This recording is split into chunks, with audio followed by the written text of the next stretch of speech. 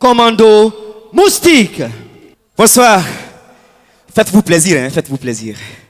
Voilà, applaudissez-vous, Commando Moustique, s'il vous plaît. Franchement. Donc nous savons tous que c'est le mois des femmes. C'est pourquoi aujourd'hui je vais parler de femmes. Il y a des hommes parmi nous ce soir qui fatiguent les femmes, qui les trompent, qui les promettent des choses qu'ils ne font pas. Alors ma prière pour vous ce soir, que Dieu fasse que toute relation qui n'aboutit pas à un mariage, que Dieu la brise ce soir. Il y a des femmes qui ne diront jamais Amen, hein? Ouais, il y a des femmes qui ne diront jamais Amen parce qu'elles savent consciencieusement que voilà. Non, c'est pas facile, hein? Non, je respecte la femme. Je respecte la femme. Sauf que nous étions dans une classe de 12e avec notre professeur d'histoire. Ce jour, il nous a dit qu'il allait nous donner des cours sur la Seconde Guerre mondiale. Et il y avait un inspecteur en classe. Il faut voir le professeur. De 1939 à 1945, c'était la Seconde Guerre mondiale. Automatiquement, il y a une fille qui est entrée. C'était la fille la plus sexy de la salle.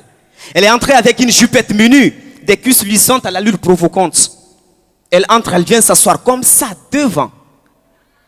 Aïe. Le professeur reste là, dit, de 1939 à 1945, c'était la Seconde.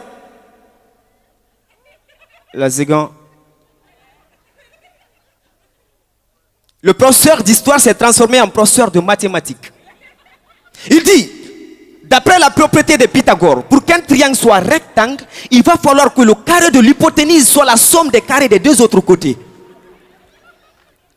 L'inspecteur qui était là était énervé. Il se lève, il dit, messieurs, vous continuez comme ça, je risque de porter plainte. Il dit, monsieur, tu as raison, hein? On dit que deux vecteurs sont égaux lorsqu'ils ont même direction, même vision. Donc toi et moi, nous sommes deux vecteurs égaux. C'est pourquoi par translation, quand je me translate, mon image sera, je dis, monsieur, tu vas où? J'ai dit, il faut te limiter ici. Je quitte là pour rentrer à la maison. J'étais tellement énervé que je viens m'arrêter face à un mur pour pisser. J'ai fini de pisser. Automatiquement, c'est là un policier est venu me trouver. Il dit, monsieur, je dis oui. Vous avez pissé ici? Je dis oui. Il dit, pourquoi vous avez pissé? Je dis, je ne savais pas. Il dit, c'est écrit interdit d'uriner ici, amende 10 000 francs. Je n'avais pas d'argent. Au fait, je n'avais pas trop d'argent. Je n'avais comme billet de 20 000. Je mets ma main dans ma poche. Je sors les 20 000 billets, je donne au policier. Je dis, bon, j'attends ma monnaie. Il me dit, mon frère, il n'y a pas de monnaie. Urine pour une deuxième fois. Je dis, d'accord. C'est là où j'ai su que j'ai perdu carrément ma monnaie là. Je rentre à la maison, je trouve ma cousine. Elle est policière. Arrivé à la maison, je salue ma cousine. En ce temps, elle avait juste fini de se laver. Elle n'avait rien sur elle. Elle avait juste une serviette. Elle a vu son commandant venir. Vous savez, l'armée, c'est l'ordre. Elle a vu son commandant venir seulement. Elle a pris la serviette pour attacher. Le commandant ne s'est pas précipité. Le commandant vient s'arrêter, regarde la goût. Il dit à mon commandement, garde-vous. Ma cousine était obligée de laisser la serviette et puis serrer.